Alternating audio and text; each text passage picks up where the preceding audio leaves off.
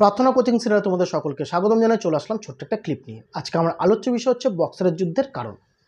1757 সালে ব্রিটিশ পলাশির যুদ্ধে জয়লাভ করে এবং শেষমেশ তার ক্ষমতা প্রচণ্ড পরিমাণে বৃদ্ধি পায় এবং এরপর তারা সিংহাসনে বসায় তার অনুগত ব্যক্তিদের।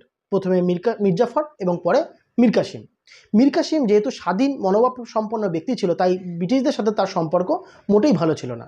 শেষমেশ মীর কাসিম, অযোধ্যার নবাব সুজাউদ্দৌলা এবং মুঘল সম্রাট দ্বিতীয় শাহ আলমের মিলিত বাহিনী ব্রিটিশদের সাথে যুদ্ধ করে। আর এই যুদ্ধই 1764 সালে বক্সারের যুদ্ধ নামে পরিচিত। এই বক্সারের যুদ্ধের কারণগুলো তিনটা অংশে বিভক্ত করা যায়: রাজনৈতিক, সামরিক এবং অর্থনৈতিক। রাজনৈতিক কারণের মধ্যে পড়ে মীর কাসিমের স্বাধীন মনোভাব। মীর কাসিম যেহেতু স্বাধীন মনোভাব ছিল, তাই জন্য মীর কাসিম চেয়েছিল ব্রিটিশদের সমস্ত ঋণ পরিশোধ করে তাকে আবার সাধারণ ব্যবসায়ী পদে নিয়ে আসতে। এছাড়াও ব্রিটিশদের সমস্ত যেহেতু হস্তান্তর করত শাসন কার্যে, এই হস্তান্তর থেকে ব্রিটিশদের আটকানোর জন্য তিনি তার রাজধানী স্থানান্তর করেন বিহারের মুঙ্গেরে।